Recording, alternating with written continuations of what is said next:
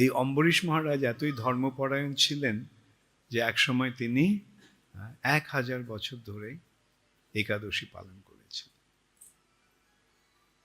এখন একাদশীর পালন করতে হয় দ্বাদশীর দিন, একটা নির্দিষ্ট সময়ে একাদশী ব্রতটা ভঙ্গ করতে হয়, যেটাকে বলা হয় পারণ। একাদশীর ব্রত শুরু হয় দশমীর দিন, একাদশীর আগের দিন। আগের দিন সংকল্প করা হয় যে আমি একাদশীর দিন এইভাবে একাদশী ব্রত পালন করব। যেমন নির্জলা একাদশী, মানে আমি জল খাবো না।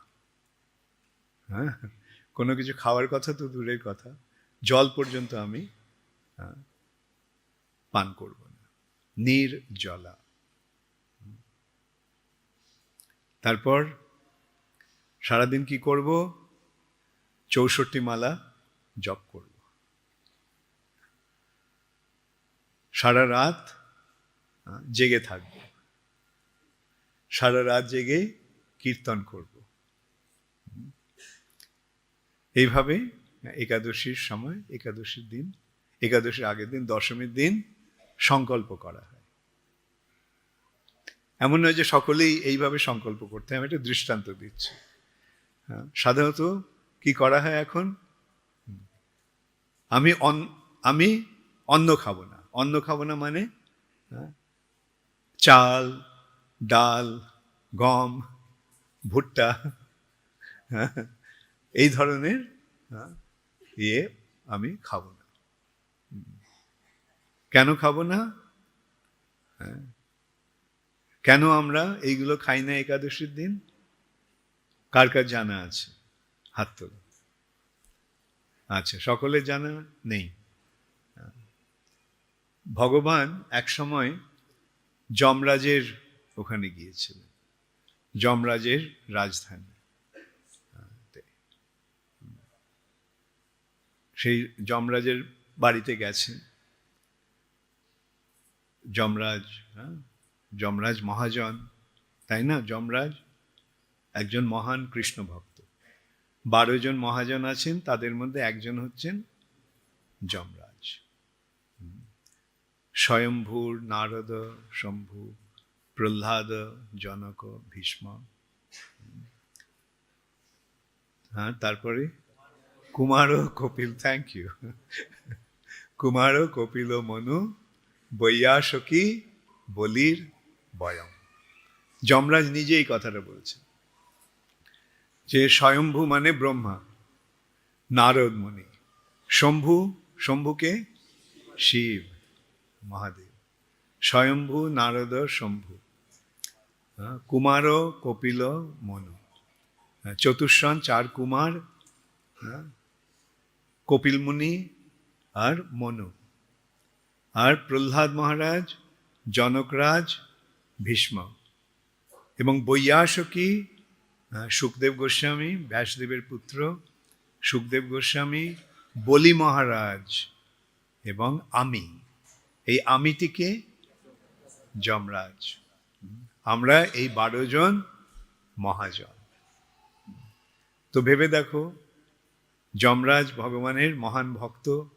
ভগবান শ্রীকৃষ্ণ যখন যমরাজের কাছে গেছে, তখন যমরাজের কিরকম মনের অবস্থা? হ্যাঁ, যমরাজ তখন আনন্দে হরে কৃষ্ণ কৃষ্ণ কৃষ্ণ হরে হরে, হরে রাম রাম রাম হরে। কীর্তন করতে শুরু করেছেন। শুধু মন্ত্র উচ্চারণ নয়, তিনি কীর্তন করে নাচতে শুরু করেছেন। তো এইভাবে যমরাজ ভগবানের চরণে প্রণতি নিবেদন করলেন। তখন ভগবান শুনলেন যে ওই জমালয়ের দক্ষিণ দিক থেকে আর্তনাদের, কান্নার শব্দ আসছে। আর্তনাদ করছে মানুষ। বেদনায় যেমন মানুষ চিৎকার করে, সেরকম আর্তনাদের শব্দ আসছে। তো ভগবান জিজ্ঞাসা করলেন যমরাজকে যে এই আর্তনাদের শব্দ কেন, কোত্থেকে আসছে? যমরাজ বলল, ওটা নরকে ওরা দণ্ড ভোগ করছে, ওরা যন্ত্রণা পাচ্ছে। কেন? কেন? ওরা পাপ করেছে, তাদের পাপ কর্মের ফলে তারা দণ্ড ভোগ করছে। তো ভগবান ভাবলেন যে এরা আমার সৃষ্ট জীব, তো এদের এই যন্ত্রণার থেকে একটা উদ্ধারের উপায় উদ্ভাবন করতে হবে।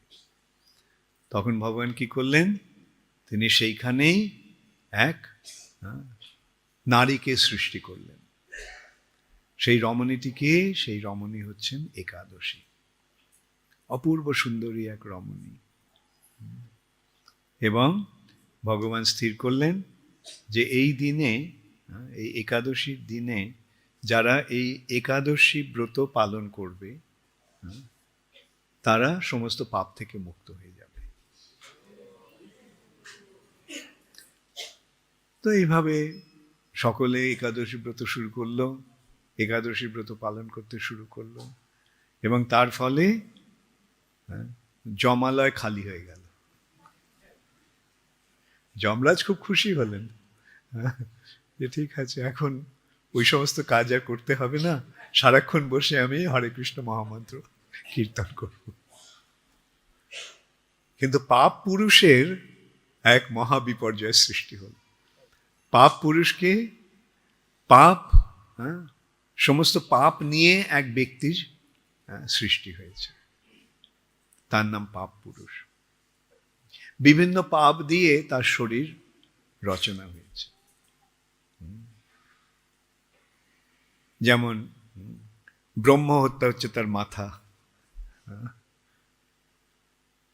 এইভাবে নানা রকম পাপ, তার হাত, তার বুক, তার পা, তার পেট। এখন পাপ হচ্ছে না, তখন সেই পাপ পুরুষের মরমর অবস্থা। সো একদিন ভগবান দেখলেন যে পাপ পুরুষ কোনো রকমে কষ্ট করে তার কাছে আসছে। তো ভগবান জিজ্ঞাসা করলেন যে পাপ, তোমার এই অবস্থা কেন? সারা শরীর এরকম অস্থি চর্ম সার হয়ে গেছে, কোনো তোমার এই অবস্থা কেন? তখন পাপ পুরুষ বলল যে ভগবান, যেদিন থেকে আপনি একাদশী ব্রত সৃষ্টি করেছেন সেদিন থেকে সকলে ওই একাদশী ব্রত পালন করে পাপ থেকে মুক্ত হয়ে যাচ্ছে। তার ফলে জগতে আর পাপ নেই, তার ফলে আমার এই দুর্দশা। তা আমিও তো আপনারই সৃষ্ট জীব, তো আমার উদ্ধারের একটা, আমার জীবন ধারণের, জীবন রক্ষার একটা উপায় আপনি করুন। তখন ভগবান বললেন ঠিক আছে, এই একাদশীর দিন সমস্ত পাপ অন্নে প্রবেশ করবে, এবং কেউ যদি পাপ নাও করে কিন্তু সে যদি অন্ন খায়, তাহলে সেই তার সমস্ত পাপ তার শরীরে প্রবেশ করবে।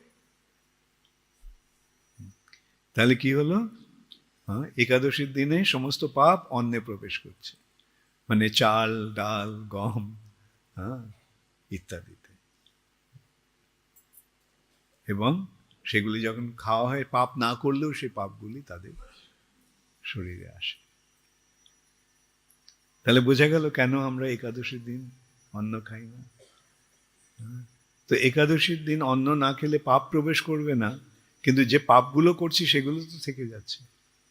তাহলে কি করতে হবে? একাদশী ব্রত যথাযথভাবে পালন করতে হবে। একাদশী ব্রত পালনের নির্দেশ হরিভক্তি বিলাসে সুন্দরভাবে দেওয়া আছে। আমি এখানে কিছু বলবো না, যারা যথাযথভাবে একাদশী ব্রত পালন করতে চাও তারা হরিভক্তি বিলাসে দেখে নিও।